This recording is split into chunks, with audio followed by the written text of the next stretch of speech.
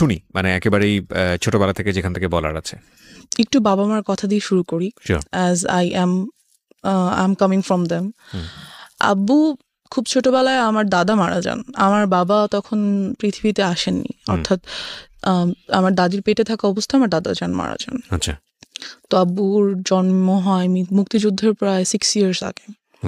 So at that period আমাদের দেশের অবস্থা আনস্টেবল ছিল, অ্যান্ড আব্বুর ফ্যামিলি যথেষ্ট গরিব ছিল বলতে গেলে, যাকে বলা যায়।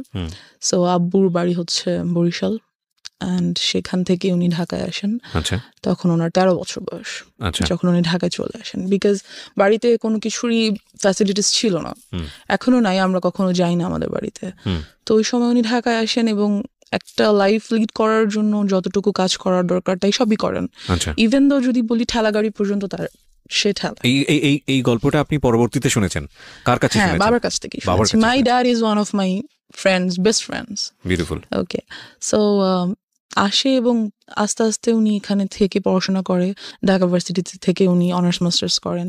আফটার দ্যাট কামিল, যাকে বলে মাদ্রাসা লাইন, সেখান থেকে উনি পড়াশোনা করেন, ডাবল MA যাকে বলে। তো উনি ওটা থেকে উনি বেশ ভালো একটা জব পায়, অ্যান্ড গুড স্যালারি। এই গেল বাবা। আম্মুদের ফ্যামিলিও খুব যে রিচ ছিল তা না, but they were quite good. আম্মু ঢাকায় চলে আসে খুব ছোট বয়সে, ওয়েন অনার্সে এসে ঢাকায় ভর্তি হয়। এখান থেকে উনিও ঢাকা ভার্সিটি থেকে অনার্স মাস্টার্স করেন, অ্যান্ড দেন LLB করেন, অ্যাডভোকেটশিপ নেন। So both of them, as you can see, both of them are educated, so they are busy. An educated person can't sit at home, never. আমার মনে হয় বাবা মাকে দেখে। তো অফিস, আর আমি হওয়ার পর থেকে আমার খালামুনির কাছে থাকি। You were the first child? Yeah, I'm the first child. Okay. আমার পর আমার একটা ছোট বোন আছে। Age gap 8-9। তো আম্মু আমাকে, আমার খালামুনির বাসা ছিল তখন আমাদের বাসা থেকে বেশ দূরে আর কি, অনেকটুকু দূরে। সেখানে আমাকে রেখে আম্মু অফিসে যেত, বিকজ কোনো অপশনস ছিল না। আফটার দ্যাট খালামুনিরও বিয়ে হয়ে যায়, জব হয়ে যায়, সো আমি একাই হয়ে যাই বাসায়। কোন বয়সের কথা বলছেন বা কোন ক্লাসে পড়েন তখন? নার্সারিতে পড়েন। মানে আপনি রিয়েলাইজ করতেন বিষয়গুলো? অফ কোর্স, আমি এখনো সবকিছু স্পষ্ট মনে করতে পারি, everything, because I felt all of those things happen with me anyways. তো আম্মু আমাকে বাসায় একাই রেখে চলে যেতেন। আমরা যে বিল্ডিংটাতে তখন থাকতাম, ভাড়া থাকতাম, ওখানে 7 তলা বিল্ডিং এর অনেক বাচ্চা কাছে ছিল, যা হয় সবার সাথে খেলাধুলা করতাম। আর মেইনলি আমি ছেলেদের সাথে বেশি খেলাধুলা করতাম ছোট থেকে। আমার কাছে হাড়ি পাতিল খেলা তেমন বেশি পছন্দের ছিল না, বরং ফুটবল ক্রিকেট বেশি পছন্দের ছিল। অনেক কাটাছেড়া করতাম। যেহেতু আম্মু নেই, বারণ করার কেউ নেই, আমি আমার মতো। তো সেই থেকে দেখা যায় আমি একা, সবাই তো জানে সেটা, আমি বাসায় একা। এখানে একটা ট্র্যাজেডি বলি, সেটা হচ্ছে আমার যে বড় খালামুনি, তার ছোট মেয়ে, she is also now very happy, but at that moment she had lots of relationships and she used to talk about all this. কোথাও গেলে, কারোর সাথে দেখা করতে গেলে আমাকে নিয়ে যেত। So I used to আমি মাত্র নার্সারিতে পড়তাম, এগুলো নিশ্চয়ই এত কিছু বোঝার মতো মেন্টালিটি হয়নি। She had lots of relationship, মানে একদিন এক ছেলের সঙ্গে দেখা করতে যেত, রাইট? দেখা করতে যেত, এবং আমাকে স্কুল থেকে যখন উনি নিয়ে আসতেন বাসায়, তখন দেখা করতে যেত। আর আমি দেখতাম কথা বলছে, দেখা করছে, কেন অপোজিট অ্যাট্রাক্টস, উইচ ওয়াজ এই থটটা আমি আস্তে আস্তে বুঝতে পারতে শুরু করলাম at the age of 7 or 6 or 7। সেটা তো কখনই পসিবল না একটা বাচ্চার ক্ষেত্রে, বিকজ আমি ছিলাম ওখানটাতে। যাই হোক, কিছুদিন পর বড় খালামুনিরা বাসা চেঞ্জ করে অন্য কোথাও বাসা নিয়ে নিল। এবার যেটা হলো, আমাদের বিল্ডিং এর নিচ তলায় একটা ভাড়া থাকতো একটা মেয়ে। আমাদের বাসা যেহেতু খালি থাকতো অলওয়েজ, ওর বয়ফ্রেন্ডকে আমাদের বাসায় নিয়ে আসতো। এটা আপনার ফ্যামিলি মেম্বাররা জানতো? না, জানতো না, কেউ জানতো না। নিয়ে আসতো বলতে কি, মানে আপনি যখন ফ্রি থাকতেন তখন আসতো? আমি ফ্রি বলতে ওর বয়ফ্রেন্ডকে নিয়ে আমাদের বাসায় আসতো কথা বলার জন্য আর সামথিং। তো আমাদের বাসার 2টো রুম ছিল, ভাড়া যেহেতু ছিলাম, 2টো রুম ছিল। সামনে ড্রয়িং রুম, মাঝখানে একটা ছোট ডাইনিং, আর ভিতরে একটা বেডরুম। তো ওই বেডরুমটাতে ও বয়ফ্রেন্ডকে নিয়ে থাকতো। আর ওটার যেটা মেইন প্রবলেম, সেটা হচ্ছে লাগানো যায় না দরজাটা। তো I used to see whatever they used to do, and mention করেই দেই, they used to have physical relationships over there, and আমি দেখতাম দেখতাম, ফিল করতাম লাইক কেন হচ্ছে এটা, বোঝার চেষ্টা করতাম, বা ইটস সামথিং। কিন্তু আপনি কি ওটা আপনার ফ্যামিলি মেম্বারকে নোট করতেন কখনো যে তোমরা না, যখন বাসায় থাকো না নোট তখন? করতে পারিনি, এটারও একটা রিজন আছে। তো ওয়ান ডে আমি ওর আম্মুকে বলি ব্যাপারটা, ওকে। আপুর আম্মুকে, যে আন্টি একটা ভাইয়াকে নিয়ে প্রায় আপু আমাদের বাসায় আসে। আন্টি আপুকে অবশ্যই বকা দেয়, অ্যান্ড আফটার দ্যাট ডে আপু আমাকে টর্চার করে, খুব মারে। যখন আম্মু অফিসে চলে যায় আপু এসে আমাকে খুবই মারে। আমি একটা জিনিস বুঝতে পারছি না যে আপনার বাবা মা যখন বাসায় থাকছে না তখন আপনাকে গাইডেন্স দিচ্ছে কে? কেউ না, লাইক আমি একাই স্কুল থেকে বুয়া নিয়ে বাসায় রেখে চলে যেত, হ্যাঁ। খাবার রেডি করা থাকতো, আমি খেতাম, ঘুমিয়ে থাকতাম, হোমওয়ার্ক করতাম, সন্ধ্যায় তো আম্মু চলেই আসতো। আপনাকে স্কুল থেকে পিক অ্যান্ড ড্রপ করতো কে? বুয়া, একটা বুয়া ছিল, বাসায় যে বাসার কাজকর্ম করতো। আর আপনার বাসায় আপনি যখন একা থাকতেন তখন আপনার বাসার আশেপাশের লোকজনের ইজি এন্ট্রান্স ছিল? ইয়া, কোয়াইট আমার কাছে মানে অ্যাবসার্ড মনে হচ্ছে। মনে হচ্ছে না? তাই তো। কারণ একটা যাই হোক। বাসায় একটা মেয়েকে রেখে এসেছি আমি, আশেপাশের লোকজন ঢুকছে বাসায়। Yeah, এবং- that's one of the faults which my mom and dad did. তারা, এটা একটা ভুল যেটা তারা আপনি কখনো করেছে। এগুলো নোটিস করতেন না বাবা মাকে যে আজকে অমুক এসেছিল বাসায় বা এমুক আসছে? করতাম, কিন্তু আপুর ব্যাপারটা করিনি তখনও। বলতাম, সবই বলতাম। আর আসলে আব্বু আম্মু এতটা বিজি ছিল, এতটা বেশি বিজি ছিল, বিকজ ইউনো যেখানে আম্মুর গাইডেন্সটা কম থাকে সেখানে আম্মুর সাথে বন্ধুত্ব হয় না। আর যখন বাচ্চাদের বাবা মার সাথে বন্ধুত্ব না হয় তখন তারা শেয়ার করতে পারে না কোনো কিছু। মাই হাম্বল রিকোয়েস্ট ইজ, আজকের এই স্টোরিটা সবাই আমাদের সোশ্যাল কন্টেস্ট এবং পারিবারিক অবস্থা থেকে চিন্তা করবেন যে আমাদের একটা শিশুর বড় হওয়ার জন্যে আমরা যতটা না খেলার মাঠ নিয়ে চিন্তা করি, ঘরের ভেতরের পরিবেশ নিয়ে কি আমরা অতটা চিন্তা করি? এটা খুব খুব খুব important. It's a very serious issue, এবং আমার মনে হয় আজকে ওই জায়গাগুলোকে আমাদের সবার নক করা উচিত। বিকজ ওর লাইফে যেটা ঘটেছে সেটা আরেকজনের লাইফে ঘটুক, আমরা এটা চাই না। It's a social learning, it's a family learning. Okay, এবং আমি ওকে স্যালুট জানাই যে ও নিজেকে এক্সপোজ করে অন্তত আরও 10টা ফ্যামিলিকে সতর্ক করার জন্য এখানে এসছে। জি, তারপর কি হলো? আপনাকে খুব মারলো? হ্যাঁ, খুব মারলো। আমি ভাবলাম আম্মুকে বলবোই যে আপু আমাকে এত মারছে, অ্যান্ড শি টোল্ড মি যে আমি এটা কাউকে বলতে পারবো না, যদি বলি সে আমাকে মেরেই ফেলবে, as I was a child. আর আম্মুকে আমি বললাম ব্যাপারটা, যে আম্মু আপু তো একটা ভাইয়াকে নিয়ে মাঝে মাঝে বাসায় আসে। আম্মু জিজ্ঞেস করলে সে কি করে, কেন আসে, তুমি আসতে দাও কেন, গেট লাগিয়ে রাখো না কেন, ঢুকতে দাও কেন? বললো আপু আমাকে খুব মারে, বকা দেয়, না ঢুকতে দিলে খুব রাগ করে। তো আম্মু এই ব্যাপারটা নিয়ে ওনাদের সাথে কথা বললো, ওই আপুর ফ্যামিলির সাথে। বলার পর যেটা হলো যে তুমুল ঝগড়া দুই ফ্যামিলির মধ্যে। ওরা কি খুব পাশাপাশি ছিল আপনাদের? হ্যাঁ, আমরা ছিলাম 4 তলায়, ওরা ছিল নিচতলায়। আচ্ছা। এই তো খুবই ঝগড়া লাগলো। পরবর্তীতে যে আমাদের বাড়িওয়ালা, উনি আমাদেরকেই বের হয়ে যেতে বললো, যেখানে বের হওয়ার কথা ওদের, অ্যাজ ফল্টটা ওদের ছিল, আমার না, বাট আমাদেরকে বের হয়ে যেতে বললো। সো আমরা সামহাও প্রবলেমটা সলভ হলো, ইস্যুটা ঠান্ডা হলো, আপুটা আর আমাদের বাসায় আসে না। ওকে।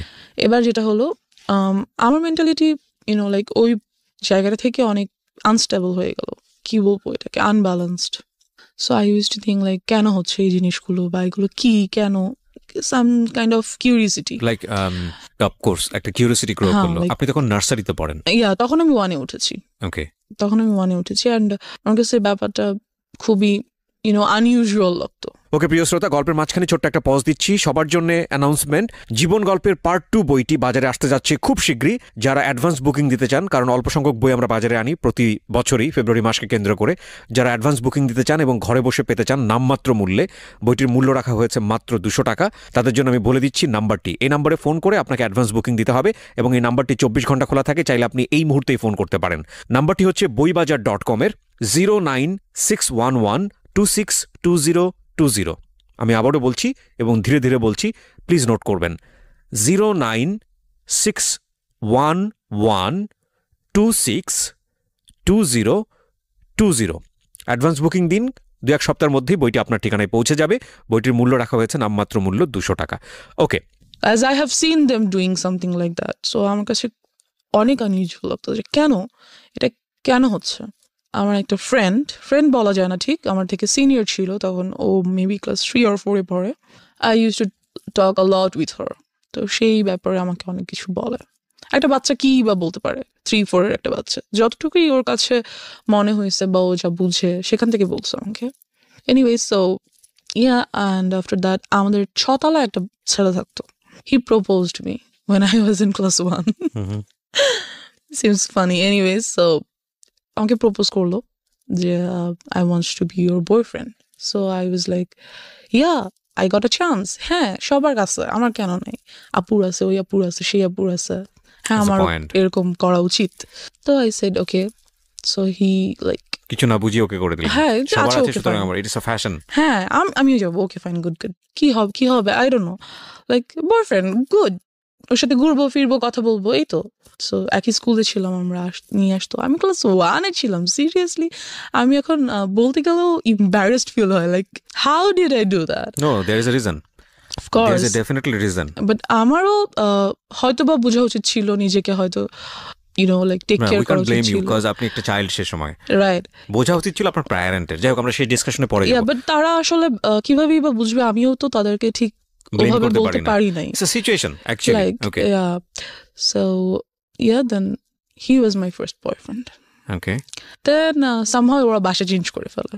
বয়ফ্রেন্ড এই আর কি, ও তো একটা বাচ্চা, ওই বা বয়ফ্রেন্ড গার্লফ্রেন্ডের কি বুঝে? যাই হোক, তো somehow ওরা বাসা চেঞ্জ করে ফেলার পরে I used to like a boy. I used to like him very much because he looked very cute. So বাচ্চা ছিলাম দুজনেই, ও আমার ক্লাসমেট ছিল, তখন আমি 2-তে উঠেছি। এনিওয়েজ, তো এই তারপর আমরা ওখান থেকে বাসা চেঞ্জ করে ফেলি। বাসা চেঞ্জ করে আমার যে বর্তমান বাসা, মানে আমাদের নিজেদের বাড়ি করে ফেলি আর কি, সেখানে চলে আসি।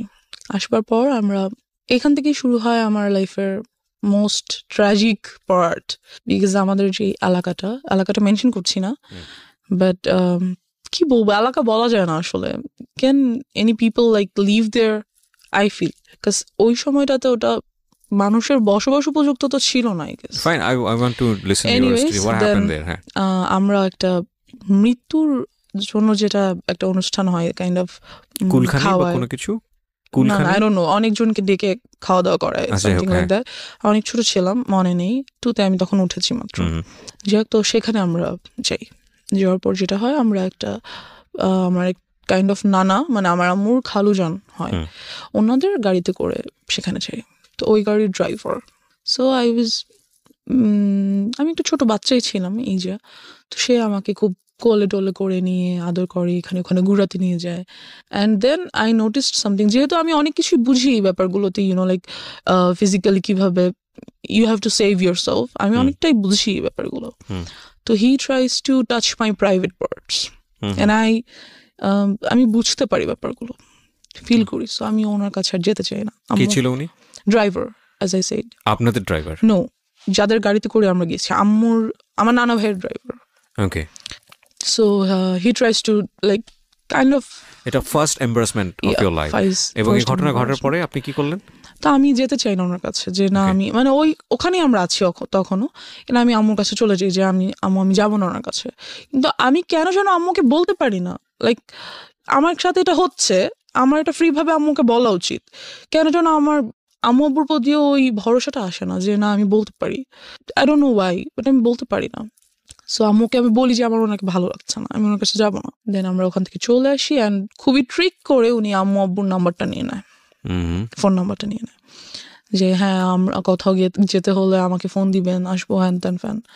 যদিও উনি কিন্তু আমার নানা ভাইয়ের পার্সোনাল ড্রাইভার। ওকে। সো বলে যে হ্যাঁ প্লিজ যাবো হ্যান ত্যান ফ্যান। তারপর আমার নাম্বারটা দিয়ে দেয়, এবং আরো 2বার আমরা 2টো জায়গায় যাই, এবং ওনাকে সাথে করে নিয়ে যাওয়া হয়। আচ্ছা। সো এই হচ্ছে আমার first harassment or something like that. Secondly যেটা হয়, এবং এটা আপনি কাউকে বলেননি? না, এটা আমি কাউকে বলিনি, ইভেন এখনো পর্যন্ত আব্বু আম্মুকে আমি এইভাবে বলিনি। ফার্স্ট টাইম আপনি আজকে বললেন এখানে? আমি যাই বলছি কাইন্ড অফ ফার্স্ট টাইমই, কাউকে বলিনি। This is very unlucky for us, cause আমাদের সোসাইটিতে, আমাদের পরিবারে চাইল্ড সেক্সুয়াল অ্যাবিউজ, এটার যে রেট, এটা খুবই অ্যালার্মিং। আপনারা পত্রপত্রিকায় পড়েন এইসব ঘটনা, খুব এক্সট্রিম লেভেলে যখন চলে গিয়ে একটা বড় ধরনের ক্ষতি হয়ে যায়, তখন সেটা পত্রপত্রিকায় বা সংবাদ টেলিভিশন জায়গাগুলোতে চলে আসে। কারণ বিহাইন্ড দ্য সিন এইগুলো যে কতদিন ধরে এই একটা মেয়ে বা একটা শিশু বা একটা নারী কিভাবে নির্যাতনের শিকার হয়, কিভাবে তাদের মেন্টালি তাদেরকে মানে ভয়ঙ্কর রকমভাবে ড্যামেজ করে ফেলা হয়, আমি জানি না। আমার মনে হয় এই জিনিসগুলোকে আরও বেশি করে এক্সপোজ করা উচিত, বলা উচিত।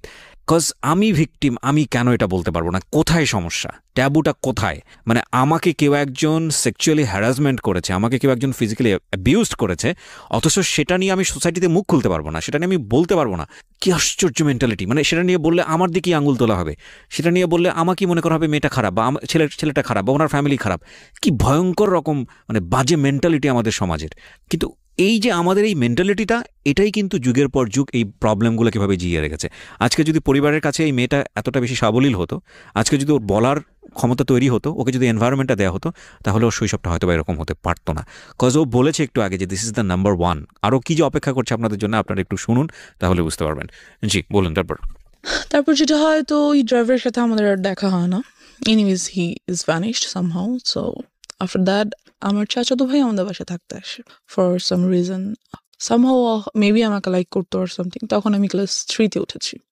তো ও কত বড় হবে, মেবি 9-10-এ পড়ে, এরকম হবে। আপনি তখন ক্লাস 1-এ? 3-তে পড়ি। 3-তে? বাসায় একদিন হঠাৎ স্কুল থেকে এসে দেখি ও বাসায়। ওই টাইমে যেটা হয়, আমাদের বাসায় একটা পার্মানেন্ট কাজের মেয়ে রাখা হয়। তো মেয়েটা নিজেই যথেষ্ট ন্যাস্টি পার্সন। এনিওয়ে, সো চাচাতো ভাই থাকতে আসে আমাদের বাসায়। তো একদিন আমাদের সবার রুম আলাদা, জর্জার রুম। আমাদের বাসায় 5টা বেডরুম অ্যান্ড জর্জার বেডরুম 4টার। বাট আমি তখন কার সাথে, কাজের মেয়েটা আমার সাথে ঘুমায়, মানে আমার রুমে ঘুমায়। তো আমি একদিন ঘুমিয়ে আছি, ঘুম থেকে ঘুমের মধ্যে আর কি হঠাৎ ফিল করি that someone is like embarrassed, had embraced me, something like that. তো আমি ঘুম ভেঙে যায়, পিছনে ফিরে দেখি যে আমার ভাইয়া। তো আই ওয়াজ লাইক, চিল্লাবো না কান্না করবো না কি করবো কিছু বুঝতেই পারি না। দেন আই ওয়াজ লাইক, ভাইয়া এখানে কি করো, হ্যান ত্যান। আমি উঠে বসে যাই। বসে যাওয়ার পরে তো বুঝতে পারে যে কাজের মেয়েটা নিচে ঘুমাচ্ছে। তো বুঝতে পারে যে আমি যদি এখন কিছু বলি তাহলে কাজের মেয়েটা উঠে যাবে, আম্মু আব্বু চলে আসবে। অ্যান্ড যাই হোক, তো ওদিনও চলে যায়, ও দিন চলে যায়। পরের দিন শুক্রবার দিন সবাই বাসায় ছিল। What was his response? আপনি তো ওকে জিজ্ঞেস করলেন যে তুমি এখানে কি হ্যাঁ করো? তুমি এখানে কি করো, এমনি আসছি, নাথিং, লাইক চলে যায়, উঠে চলে যায়। পরের দিন শুক্রবার দিন সবাই বাসায় ছিল, তো আমরা ছাদে গিয়েছি। আমাদের ছাদটা খুব সুন্দর, গাছ লাগানো চারিদিকে, বসার মতো স্পেস আছে, টেবিল আছে, যাই হোক। তো ওখানে আম্মু চা করে নিয়ে গেছে, সবাই চা খাচ্ছে, ভাইয়াও গিয়েছে উপরে। ছাদটা 2টো ছাদ, একটা হচ্ছে চিলে কোঠার একটা ছাদ আছে আর মেইন ছাদটা নিচে। তো আমি আর আমার কাজের মেয়েটা চিলে কোঠার ছাদে উঠেছি। আমার বেস্ট ফ্রেন্ড সবসময় ছিল কাজের মেয়েরা। যারাই কাজের মেয়েরা আসতো তারাই আমার বেস্ট ফ্রেন্ড, বিকজ কেউ তো সাথে থাকে না, ওরাই সাথে থাকে। তো ওকে নিয়ে আমি ছাদে বসেছি। তো ভাইয়া উপরে উঠছে, উঠে আমার কাঁধে হাত রেখে বলল, পড়াশোনা কেমন চলে, হ্যান ত্যান। বললাম হ্যাঁ ভালো। বলতেছে কোনো ম্যাথে প্রবলেম হলে আমাকে দেখাও, ইত্যাদি ইত্যাদি কথা বলতেছে। And he tried the same thing that I faced with that driver. He was trying to touch some of my private parts. তো কাজের মেয়েটা এটা বুঝতে পারে, বিকজ আমার থেকে বেশ বড়। তো আমাকে বলে, আপু চলে নিচে চলে যাই। তো আমিও ফিল করছিলাম, সো আই ওয়াজ লাইক হ্যাঁ নিচে চলে, বাট ভাই আমাকে যেতে দিচ্ছে না। সো না থাকো, এখানে কত সুন্দর লাগছে, পরিবেশটা ভালো লাগছে, যেতে দিচ্ছে না।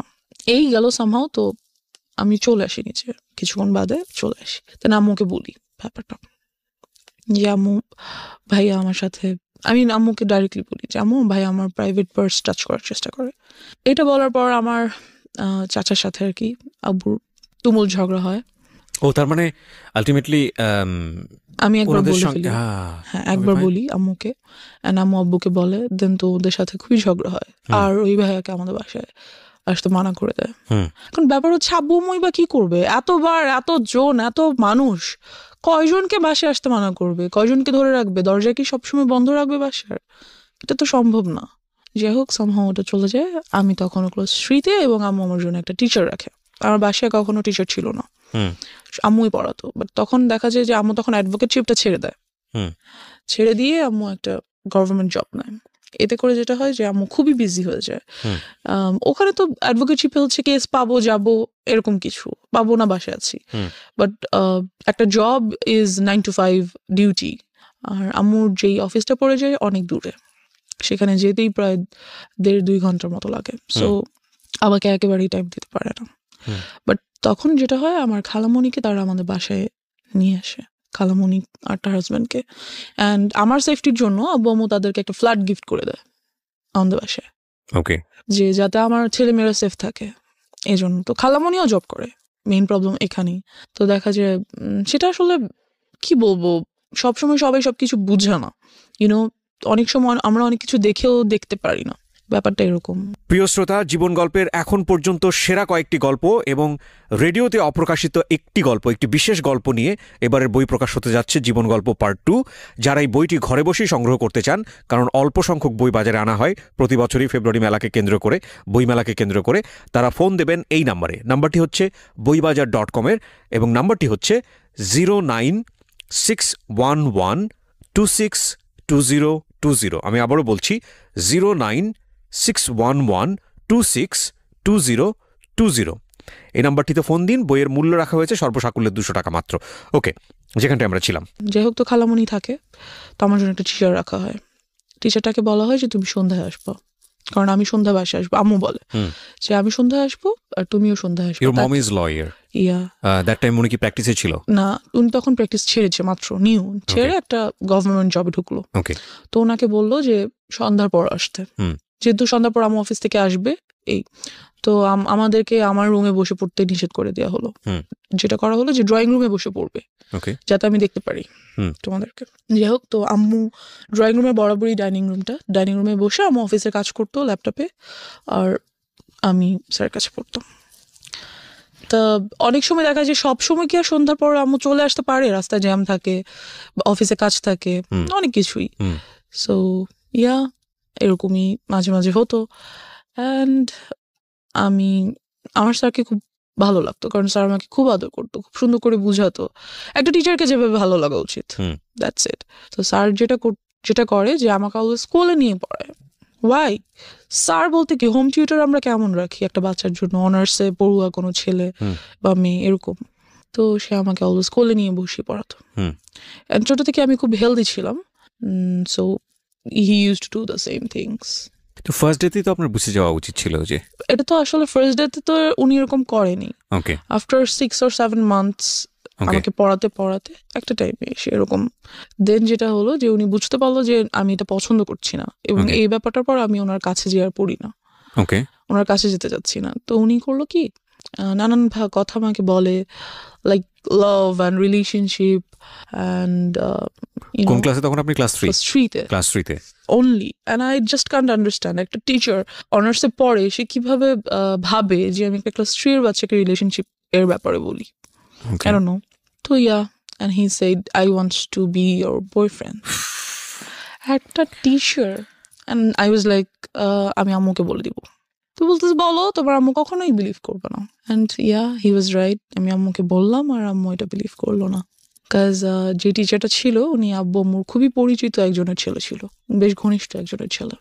তো আম্মু এটা কেন বিলিভ করলো না? তারা কি বলতে চাইলো আপনাকে? বললো যে, আমি বললাম যে আম্মু স্যার আমাকে বলে স্যার যাতে আমার বয়ফ্রেন্ড হয়ে যায়। তো আমি বললাম আর তোমার সাথে মজা করেছে, something like that. Note this kind of thing please. সাথে মজা করেছে, এটা কিছু না। তুমি স্যার কি এমনিতে তোমাকে কোনো কারণ like must something personal. So I said আমি ওই ব্যাপারে আর কিছু বলতে পারি না। I don't know why. আমি সবসময় এখানটাতে যে আটকে যাই, আম্মুকে বলতে পারি না কেন জানি। আচ্ছা, আপনি আমাকে একটু বলেন যে আগের যে দুটো ঘটনা আপনি আপনার ফ্যামিলিকে জানিয়েছিলেন, তারা কি আপনাকে কোনোভাবে ব্লেম করেছিল? না, করেনি। বা ওরা সেটাকে ওভারকাম করার চেষ্টা করেছে। যেমন ভাইয়াকে বাসায় আসতে মানা করে দিল। এর আগে যে কাহিনীটা বললাম, সেটা তো ডেফিনেটলি তারা করেছে, আপনি এটা বলেছেন। কিন্তু থাকে না অনেক সময় আপনাকে দোষ দিয়ে দেওয়া, মেয়েদেরকে দোষ দিয়ে দেওয়া, এটা করেনি। আমার আম্মু এডুকেটেড পারসন, তারা বুঝতে পারে ব্যাপার। আচ্ছা ফাইন। তো আপনাকে কোনোভাবে কি বুঝিয়েছিল যে দেখো কোনটা গুড টাচ কোনটা ব্যাড টাচ, এবং এরকম হলে তোমার কি করতে হবে? এটা আমাকে বুঝায়নি। কারণ হচ্ছে আপনি নিজেও কি কোনো গ্লুমি সেন্সে ছিলেন যে আসলে কি হচ্ছে, কেনই বা এরকম হচ্ছে? আমি অফ কোর্স ছিলাম। I was very confused because ওই পর্যন্ত আমি জানতাম না, যদি আমি সরাসরি বলি সেক্সুয়ালিটি কি, আমি জানতাম না। I didn't knew, so I had to face them. So আপনাকে আপনার ফ্যামিলি মেম্বাররা ক্লিয়ার করেনি যে মা আসলে এই জিনিসটা এরা ট্রাই করছে, that is actually bad thing, so you have to be aware of? এটা কখনো বলেনি। সো আপনি যে থেকে একটা ধোঁয়াশার মধ্যে ছিলেন। আপনার কোয়ারি হতো না, বাবা মাকে জিজ্ঞেস করতেন না যে মা আসলে সবাই কেন এরকম করছে? হতো, বাট আমি কেমন করে মানে আমি কেন যেন আনকমফোর্টেবল ফিল করতাম ওই ব্যাপারটাতে জিজ্ঞেস করতে। লাইক আমার ভালো লাগতো না, বা আমি চেতাম না, বা চাইলেও পারতাম না, এরকম কিছু। তো যাই হোক, তো স্যারকে বলা হলো। তো স্যার আমাকে 1.5 year পড়াইছে। দ্যাট টাইম যখন 1 year কাছাকাছি প্রায়, তো he gave me a love letter. সে সেখানে লিখেছে, আমি তোমাকে অনেক পছন্দ করি, তোমাকে আমি অনেক আদর করব, তুমি ঠিক মতো পড়াশোনা করো, বড় হও, দেন আমি তোমাকে বিয়ে করব, হ্যান ত্যান ফ্যান। তো আমি আম্মুকে দেখানোর পরিবর্তে সেটা আমার ফ্রেন্ডকে দেখালাম, স্কুল ফ্রেন্ডসদেরকে। তখন আমি পড়ি ক্লাস 3-তে। যে কাহিনীটা হলো সেটা হচ্ছে ওই ব্যাপারটা নিয়ে পুরো স্কুলে কাহিনী হয়ে গেল। তো যে ওই মেয়েটাকে ওর স্যার লাভ লেটার দিছে, এন্ড প্রিন্সিপাল আম্মুকে ডাকলো। এবং কাহিনী শুধু এক জায়গায় লেগেছে আরেক জায়গায়, এরকম একটা অবস্থা। কাহিনীটা শুধু ওই পর্যন্তই হলো না যে লাভ লেটার হয়ে গেল, ওরা বিয়ে করবে, ওদের কতদিন পরে ওদের বেবি হবে, হ্যান ত্যান, বাচ্চারা যা করে নর্মালি, মানে বিশাল কাহিনী, পুরো স্কুল জানাজানি হয়ে গেল এটা। আম্মুকে কিন্তু আমি তখনও বলিনি, ইভেন দো লাভ লেটারটা আমি স্যারকে কোনো রিপ্লাইও করিনি, কিছুই না, বাট ব্যাপারটা পুরো স্কুলে কাহিনী হয়ে গেল। অ্যান্ড প্রিন্সিপাল ডাকলো আম্মুকে।